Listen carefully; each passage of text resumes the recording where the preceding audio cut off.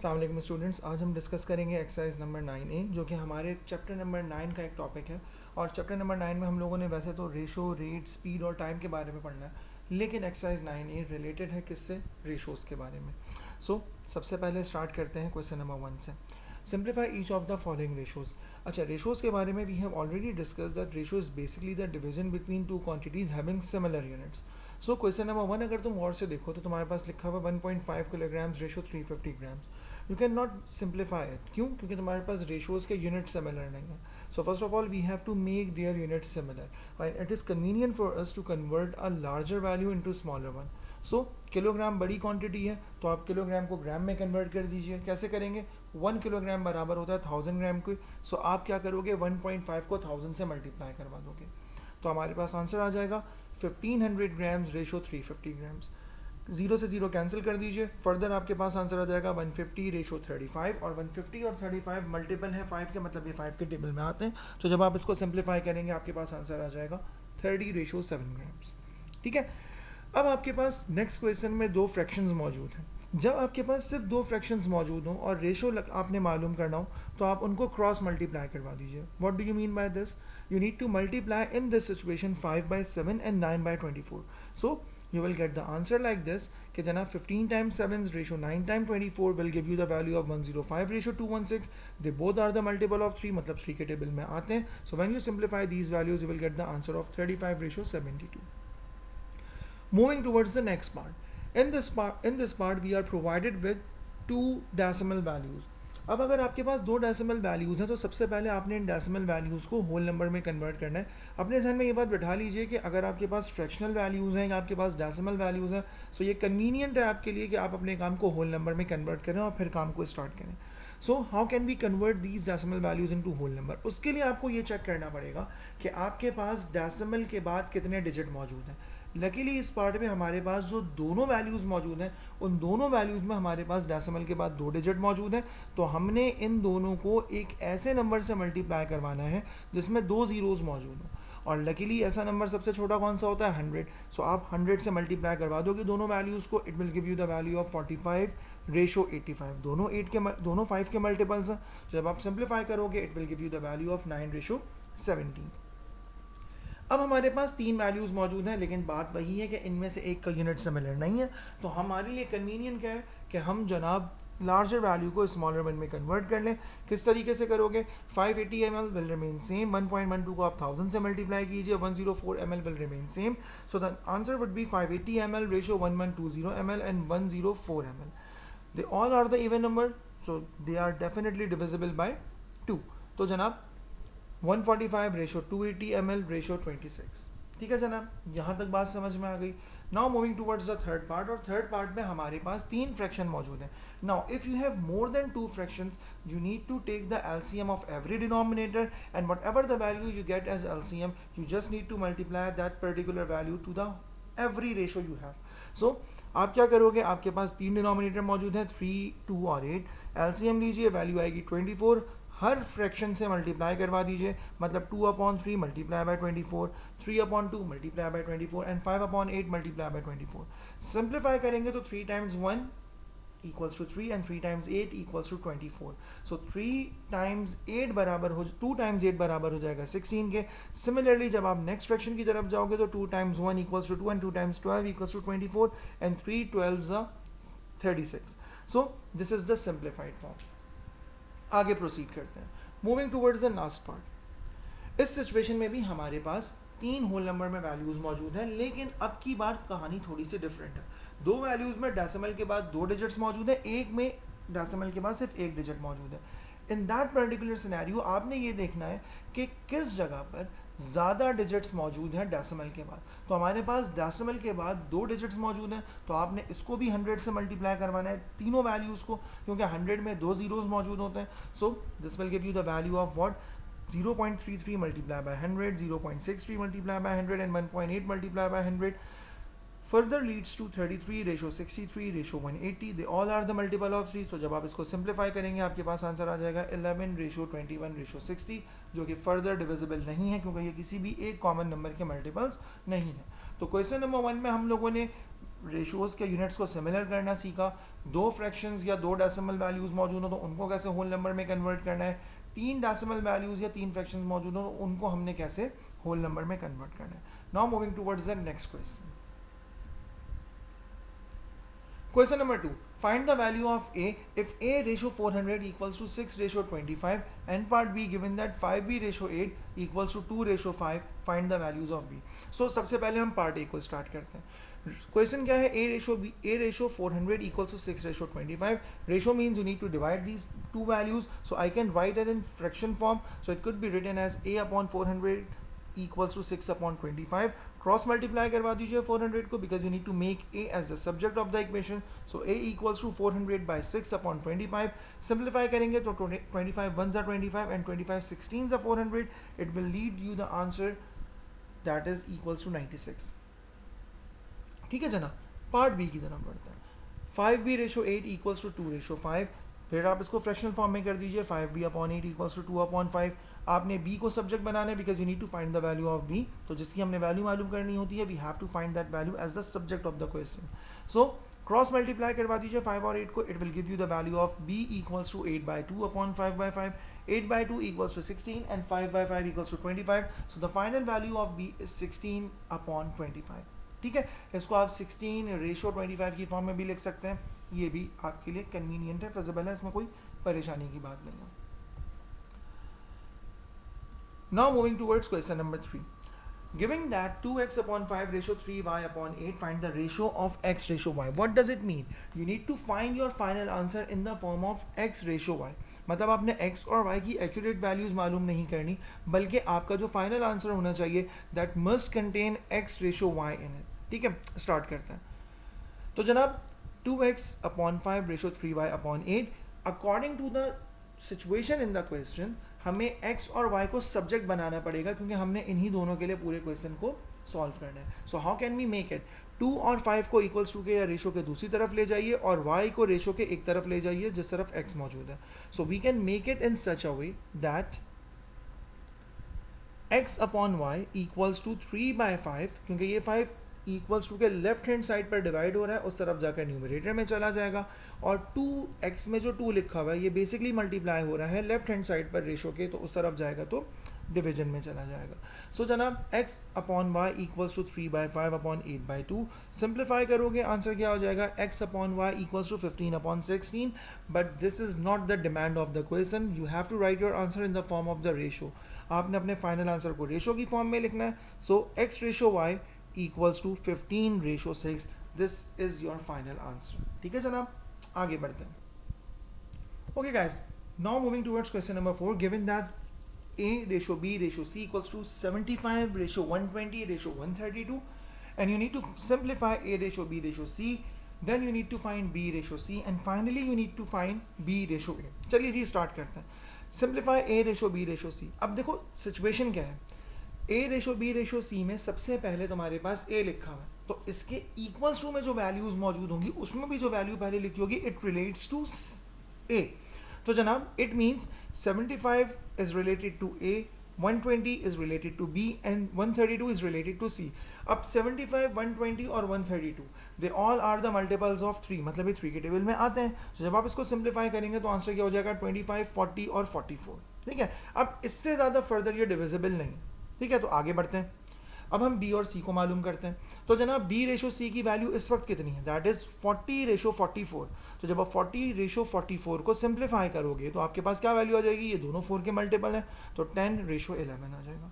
Now you need to multiply, you need to find B ratio A and the value of B now you have as 40 and the value of A now you have as 25. So 40 ratio 25 will give you the value of what? 8 ratio 5 because they both are the multiple of 5. So this is the simplified form. ठीक है जनाब, आगे बढ़ते हैं. In question number 5, there are 12 boys and 45 girls in a school badminton team. Find the ratio of the number of boys to the number of girls. Now we are going to discuss which value comes first. अगर आप इस sentence को गौर से पढ़ें तो इसमें number of boys पहले लिखा हुआ है, तो जब आप इसको मैथमेटिकली लिखोगे तो रेशो ऑफ बॉयज़ भी पहले ही आएंगे. सो ये बात अपने जहन में रखिएगा. Which is written first must be written first in the equation 2. So Number of boys ratio number of girls, the number of boys equals to 12, the number of girls equals to 45, they both are the multiple of 3. So जब आप इसको simplify करोगे answer हो जाएगा 4:15. Similarly, in part B, the number of girls to the number of players in the badminton team. The number of girls we have is 45 and the total number of players we have is 12 plus 45. So, हमारे पास situation क्या बन जाएगी? 45:57. Again, they both are the multiple of 3. Simplify करोगे answer आ जाएगा 15:19. क्योंकि badminton team में आपके पास बॉयज और गर्ल्स दोनों मौजूद हैं. ठीक है जनाब.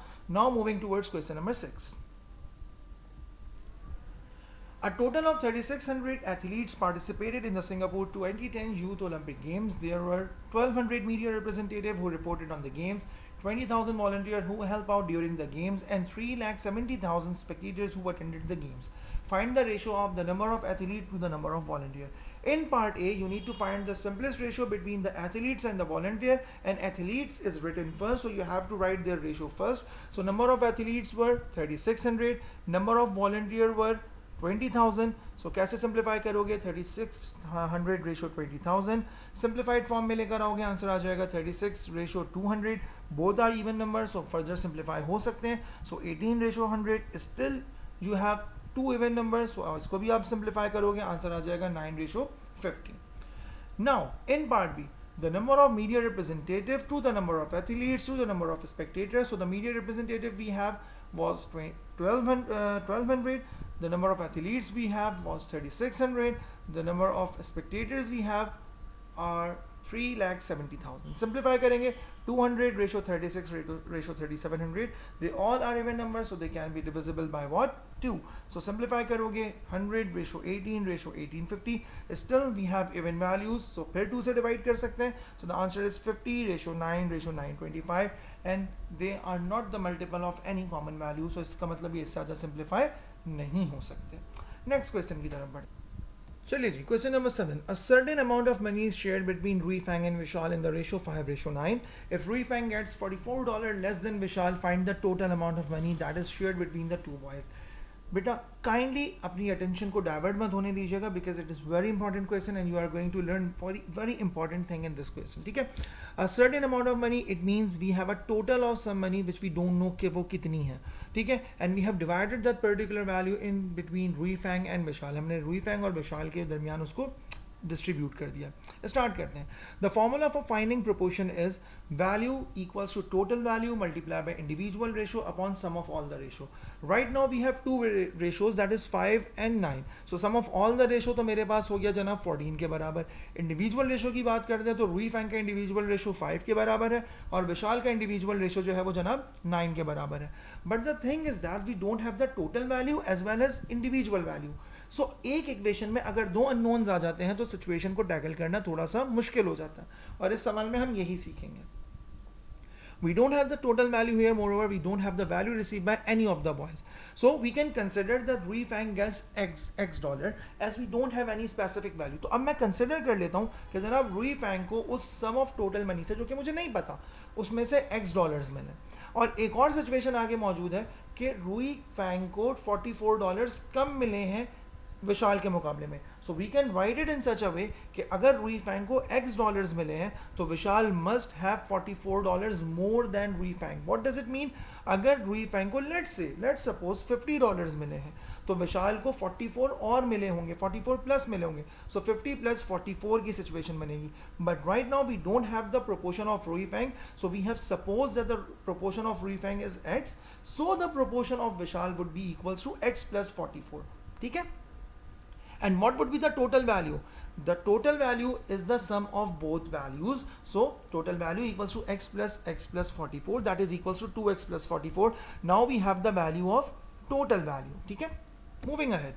Now according to the formula, value of Rui Fang can be calculated as, अब हमें पता है कि जनाब रुई फैंग को x डॉलर मिले हैं, तो मैं इसको इस तरीके से लिख सकता हूँ. The value obtained or received by Rui Fang is x.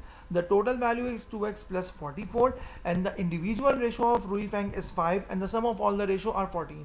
Now you need to simplify it. So 14 यहाँ divide हो रहा है, वहाँ जाकर multiply हो जाएगा. It will give you the equation that is 14x 2x 5 से मल्टीप्लाई हुआ 10x, 44 5 से मल्टीप्लाई हुआ 220. You need to find the value of x, so आपको x को सब्जेक्ट बनाना पड़ेगा. So you need to shift 10x to the other side. It would equals to 14x minus 10x equals to 220. 14 minus 10 equals to 4x equals to 220. When you shift this 4 to the other side, the equation would become x equals to 220 upon 4. That is equals to 55.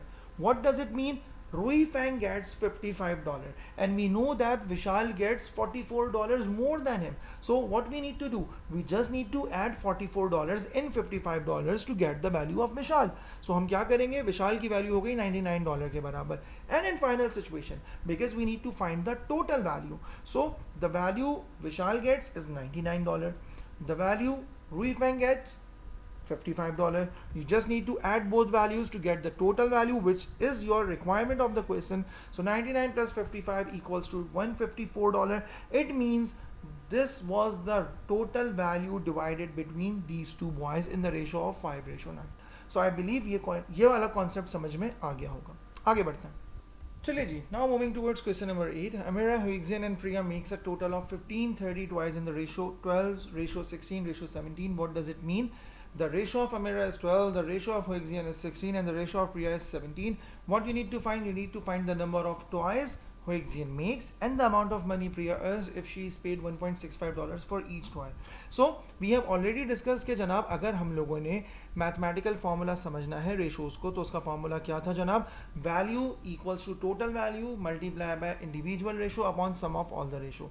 So if you need to find the value of for Huixian, so the individual ratio for Huixian is 16. The sum of all the ratios is 12 plus 16 plus 17, that is equals to 45, and the total value is 1530. So when you simplify these values, you will get the answer of 34 multiplied by 16, that is equals to 544. So what does it mean? कि जनाब Huixian को मिले हैं या Huixian ने बनाए हैं 544 toys. कैसे पता चला? 1530 was the total number of toys, 16 was the individual ratio of Huixian, 12 plus 16 plus 17 is the sum of all the ratio. तो जब आप इसको सिंप्लीफाई करोगे तो आपके पास सिचुएशन आ जाएगी कि जनाब Huixian ने 544 टॉयज जो हैं वो बनाए हैं. Now moving towards the Priya. Problem क्या है? प्रिया से आपसे पूछा यह जा रहा है इस पार्ट में कि जनाब प्रिया को कितनी अमाउंट मिली है if she is paid $1.65 for each toy. मतलब उसने अगर अपने सारे टॉयज बेच दिए तो उसको पर टॉय जो अमाउंट मिली है वो $1.65 है. So how much amount she earns? But the thing is that in order to find that particular value you must have the total number of toys she makes. So इसके लिए हमें सबसे पहले total number of individual value for Priya मालूम करनी पड़ेगी कि उसने कितने टॉयज बनाए हैं. So for this the total number of toys are 1530. Ratio of Priya is 17, sum of all the ratio 45. When you simplify these value, the value would be equals to 578. Now you know कि जनाब प्रिया ने 578 toys बनाए हैं and if one toy is sold for $1.65, you just need to multiply $1.65 to 578 to get the total value.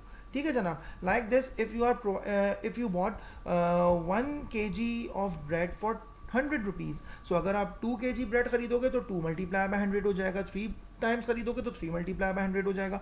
So if the cost of one toy is $1.65, you just need to multiply this $1.65 to the total number of toys which Priya makes, that is equals to 578, and it will give you the total value which Priya earns, and that is equals to what? That is equals to 953.7. So this is question number 8 for you.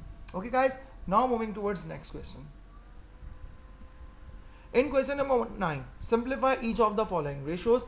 The first question we are provided with 4 whole number 1 upon 5 kg ratio 630 grams. The one value is in whole number form, the other value is in fractional form.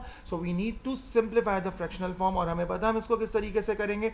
5 multiply by 4 equals to 20, 20 plus 1 21 upon 5 kilogram equals to 630 grams. और हम ये भी जानते हैं कि हमने kilogram के unit को ग्राम में कन्वर्ट करना है in order to simplify the ratios because the unit are not similar. So आप क्या करोगे? किलोग्राम को 1000 से मल्टीप्लाई करवा दोगे और आपका आंसर क्या हो जाएगा जनाब? 21 upon 5 multiply by 1000 grams ratio 630 gram. It will give you the value of what? It will give you the value of 420 grams ratio 63 grams, and the both values are the multiple of 3. So when you simplify it, it will give you the value of 140 grams ratio 21 grams, and 140 grams और 21 ग्राम ये दोनों 7 के table में आते हैं. So जब आप इसको सिंप्लीफाई करोगे तो आपका आंसर क्या आ जाएगा? 20 grams ratio 3 grams. Now moving towards the next part. In this situation, we are provided with one whole number, we are provided with one decimal values and one fraction. So first of all, we need to simplify these values. But how can we do it? In order to convert 0.75 into whole number, we need to multiply and divide it by 100. So it will give you the value of 75 upon 100. And in order to convert the fractional form into proper fraction, you need to multiply 16 by 3, which is equals to 48. And when you add 48 in 5, you will get the value of 53. So now you have two fractions, and you know what you have to do when you have two fractions. You just need to cross multiply the values. So it will give you the values of what? 3 upon 4 ratio 53 upon 16. Just cross multiply them. 16 multiplied by 3 ratio 4 multiplied by 53, that is equals to 48 ratio 212. They both are the multiple of 2 because they both are even number. So 24 ratio 106. Final answer would be equals to 12 ratio 53 because you cannot make it more simplified than this. Okay? Now you are provided with three values. One of them is in whole number, one of them is in decimal, while one of them is in fractional form. Moreover, you are provided with two different kind of units. 2 units are kilogram and 1 unit is gram, and you know that what you have to do. So first of all, I need to convert this decimal value into fractional form. It must be equals to 6 upon 10, then 3 upon 4, ratio 400 grams. In order to simplify the situation, what you need to do more? You need to multiply the value, you need to multiply the values of kilogram by 1000. So convert the values in grams. आपने kilogram वाली values को 1000 से multiply करवाना है ताकि वो ग्राम में convert हो जाए. सो क्या सिचुएशन बन जाएगी? 600 grams ratio 750 grams ratio 400 grams. Simplify करेंगे तो आंसर आ जाएगा 60 grams ratio 75 grams ratio 40 grams. ये सारे के सारे नंबर 5 के मल्टीपल्स हैं. सिंप्लीफाई करोगे आंसर आ जाएगा 12 grams ratio 15 grams ratio 8 grams. इससे ज़्यादा सिंप्लीफाई नहीं हो सकते क्योंकि ये किसी एक कॉमन नंबर के मल्टीपल्स नहीं हैं. फिर हमारे पास एक ऐसी सिचुएशन आई है जिसमें हमारे पास दो फ्रैक्शनल फॉर्म में वैल्यूज मौजूद हैं और एक डेसिमल में मौजूद है. सबसे पहले डेसिमल को फ्रैक्शन में कन्वर्ट करते हैं. It will give you the value of 1/3 ratio 25 upon 10 ratio 15 upon 4. अब we are provided with 3 fractions. So क्या करेंगे? एलसीएम ले लेंगे और जो भी वैल्यू आएगी उसको तीनों रेशो से मल्टीप्लाई करा देंगे. इस सिचुएशन में एलसीएम हमारे पास आएगा 60. So 1/3 multiply by 60 ratio 25 upon 10 multiply by 60 ratio 15 upon 4 multiply by 60. Simplify करोगे आंसर क्या आ जाएगा तुम्हारे पास? 20 ratio 150 ratio 225. They all are the multiple of 5. So when you simplify it you will get the value of 4 ratio 30 ratio 45. ठीक है जनाब. Now moving towards the last part of question number 9. इस situation में भी आपके पास दो decimal values और एक फ्रैक्शन मौजूद है. तो सबसे पहले इनको फ्रैक्शन में कन्वर्ट कीजिए. You will get the value of 12 upon 10 ratio 33 upon 10 ratio 55 upon 10. Don't worry about the LCM क्योंकि आपके पास डिनोमिनेटर सिमिलर है. All you need to multiply every value by 10. सो आपके पास सिचुएशन क्या आ जाएगी? 12 रेशो 33 रेशो 55. ठीक है जनाब. अगर यहाँ तक कोई परेशानी है तो आप कमेंट बॉक्स में मेंशन कर सकते हैं या इंडिविजुअली क्लास में क्वेश्चन कर सकते हैं. आगे बढ़ते हैं. ओके जनाब. Now moving towards question number 10. Find the value of m if 2 whole number 1/4 ratio 6 equals to m ratio 1 whole number 1/5. हम इस तरह का सवाल ऑलरेडी डिस्कस कर चुके हैं. सबसे पहले हम इस फ्रैक्शनल फॉर्म को थोड़ा सा प्रॉपर फ्रैक्शन में ले आते हैं. It will give you the value of 9/4 ratio 6 equals to m ratio 6/5. Now हम इसको और ज़्यादा सिंप्लीफाइड फॉर्म में ले आते हैं. So it will give you the value of, क्योंकि हमें पता है कि ratio is basically the division. So 9/4 divided by 6 equals to m divided by 6/5. Division के साइन को जब आप मल्टीप्लाई में कन्वर्ट करते हो, रेसिप्रोकेट कर लेते हो वैल्यूज को. 9/4 multiply by 1/6 equals to m multiply by 5/6. Because you need to find the value of m, so you need to make this m as the subject of this equation. आपने m को subject बनाना है, मतलब आपने उसको isolate करना है. m के साथ जो कुछ मौजूद है you need to convert that value, you need to shift that value to the other side. So equation क्या हो जाएगी? 9 मल्टीप्लाई बाय 1 मल्टीप्लाई बाय 6. 1 लिखने की जरूरत नहीं है, ऑलरेडी आंसर सेम आएगा. 4 multiplied by 6, that is equals to 24 multiplied by 5. So the value is m equals to 9 multiplied by 6 upon 24 multiplied by 5. Simplify करोगे 54 upon 120. फर्दर सिंप्लीफाई करोगे 27 upon 60, जो कि फर्दर बराबर होता है 9 upon 20 के बराबर. So this is the value of Now we are provided with two values. We have x ratio 3 ratio 9 upon 2 equals to 15 upon 4 ratio 4 whole number 1 upon 2 ratio y. सबसे पहले तो हमने फ्रैक्शन को प्रॉपर फ्रैक्शन में convert करना है, कर लेते हैं. x ratio 3 ratio 9 upon 2 equals to 15 upon 4 ratio 9 upon 2 ratio y. अब करना क्या है, मेरे पास दो से ज़्यादा फ्रैक्शन मौजूद है, तो मुझे एलसीएम लेकर सबसे पहले डिनोमिनेटर को एलिमिनेट करना है. सो एलसीएम मेरे पास आएगा 4 और मैं तमाम वैल्यूज़ को which we are provided with, हमने हर वैल्यू को उस एलसीएम के साथ जो कि यहाँ 4 के बराबर है मल्टीप्लाई करवा देना है. इक्वेशन क्या बन जाएगी, x/4 3/4 9 upon 2/4 equals to 15 upon 4/4 9 upon 2/4 and y/4. जो सिंप्लीफाई कर सकते हो वो आप सिंप्लीफाई करोगे तो इक्वेशन बन जाएगी 4x ratio 12 ratio 9 2 18 equals to 15 ratio 18 ratio 4y. This would be the equation. Now the thing is that कि अगर मैंने x की वैल्यू मालूम करनी है तो मुझे कौन से दो रेशोज को कंपेयर करना चाहिए. देखो अब तुम्हारे पास एक चीज़ सिचुएशन क्लियर हो जानी चाहिए कि if we have to find the value of any variable, तो एक जिस इक्वेशन में हम उस वेरिएबल को फाइंड आउट करना चाह रहे हैं उस इक्वेशन में सिर्फ वही वेरिएबल होना चाहिए, क्योंकि अगर कोई और वेरिएबल हो गया तो हम क्वेश्चन को सॉल्व नहीं कर पाएंगे. सो इस जगह पर हम कौन सी दो सिचुएशंस को टैकल करेंगे, हम कंसिडर करेंगे 4x ratio 12 equals to 15 ratio 18. ठीक है, क्योंकि 4x के साथ इक्वल्स टू के दूसरी तरफ सिमिलर पोजीशन पर 15 लिखा हुआ है और 12 के बाद सिमिलर पोजीशन पर इक्वल्स टू के बाद 18 लिखा हुआ है और इन दोनों सिचुएशन में हमारे पास वेरिएबल भी एक ही है, so we can compare them. So 4x ratio 12 equals to 15 ratio 18. Simplify करेंगे 4x upon 12 equals to 15 upon 18. x की वैल्यू मालूम करनी है, सब्जेक्ट बनाना है, आइसोलेट करना है. whatever the values are written with x, you need to shift that value to the other side. So x equals to 15 multiplied by 12 upon 18 by 4. Simplify करोगे 180 upon 72, both are even numbers, so they must be divisible by 2. 90 upon 36, further divisible by 2, so 45 upon 18. 45 and 18 are the multiple of 3, so we can make it more simplified in such a way that 15 upon 9 और 15 upon 9 further divisible होते हैं 3 के table में. so answer आ गया आपके पास 5 upon 3. so the value of x equals to 5 upon 3. now moving towards the value of y. अब क्या करोगे, यही सिचुएशन अब y के लिए भी वैरी करेगी कि जनाब अगर आपने y की वैल्यू मालूम करनी है तो आपने वो रेशोज ऑप्ट करने हैं, वो रेशो सेलेक्ट करने हैं जहां पर कोई और वेरिएबल मौजूद ना हो. तो मैं कौन से रेशोज सेलेक्ट करूंगा, 12 ratio 18 equals to 18 ratio 4y. ठीक है जनाब, सिंप्लीफाई करूंगा, इक्वेशन क्या बन जाएगी 12 upon 18 equals to 18 upon 4y. In order to find the value of y you need to make y as the subject of the equation. So आप 4y को या y को बेसिकली सब्जेक्ट बनाने के लिए इक्वल्स टू के दूसरी तरफ लेकर आओगे. अभी वो डिनोमिनेटर में है, इक्वल्स टू के दूसरी तरफ जाकर न्यूमरेटर में चला जाएगा. इक्वेशन बन जाएगी y equals to 18 by 18 upon 12 by 4. Simplify करोगे 324 upon 48, being even number they both are divisible by 2, so 162 upon 24 further divisible by 2, answer आ जाएगा 81 upon 12. 81 and 12 both are the multiple of 3, तो जब 3 के टेबल से divide करोगे answer आ जाएगा 27 upon 4. so the value of y in this situation is 27 upon 4. तो जनाब ये पता चल गया कि अगर 3 से ज़्यादा मेरे पास रेशोज़ मौजूद हैं, 3 या 3 से ज़्यादा रेशोज़ मौजूद हैं, तो उनको मैंने कैसे टैकल करना है. और अगर मुझे पास एक ही क्वेश्चन के अंदर दो रेशोज़ में दो वेरिएबल मौजूद हैं तो मैं उनको कैसे सिंप्लीफाई कर सकता हूँ. ठीक है जनाब, now moving towards the last question of this exercise.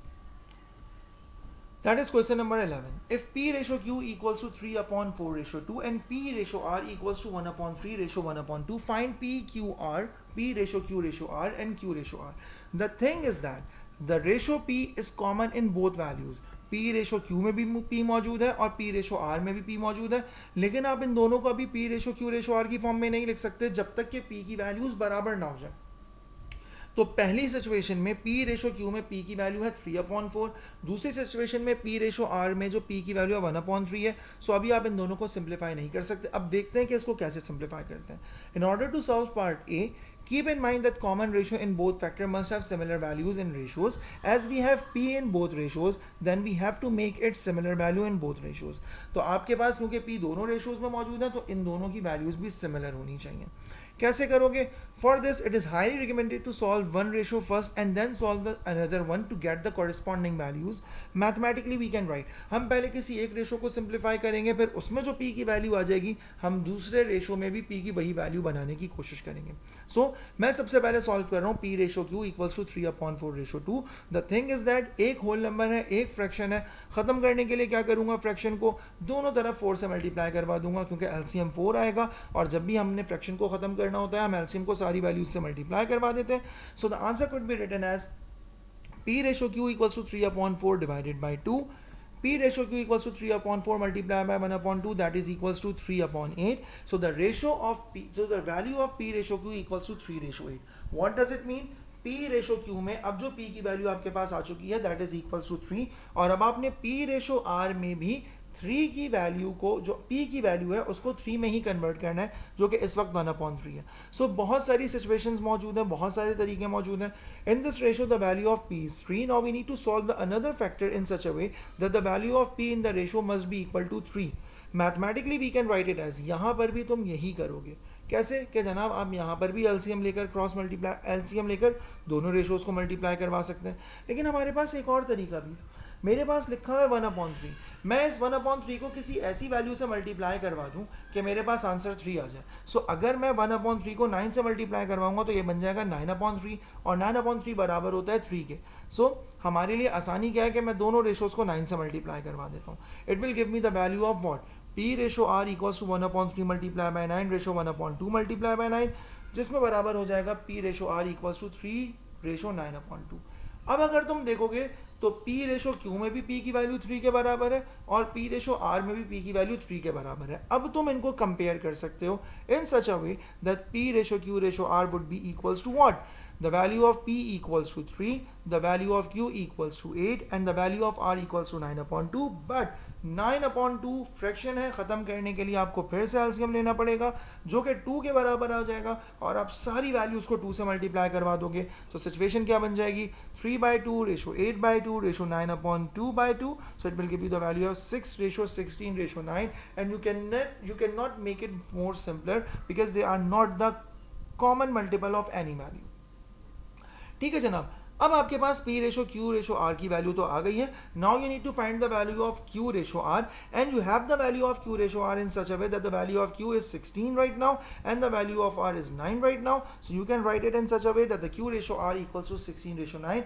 Now we can write the values of Q ratio R as below, that is Q ratio R equals to 16/9, and 16/9 are not the common multiple of any value, so we cannot make it more simplified than this because they are not the multiple of any value. ठीक है guys, so this is question number 11 for you. Now thank you so much for your concern. If you have any query, any question, you can ask in the comment section. I will definitely entertain your every question, and if you have any query or hesitate to ask question here, you can ask the question in the class. ठीक है जनाब, सी you tomorrow इंशाल्लाह ताला। खुदा हाफिज़, अस्सलामु अलैकुम।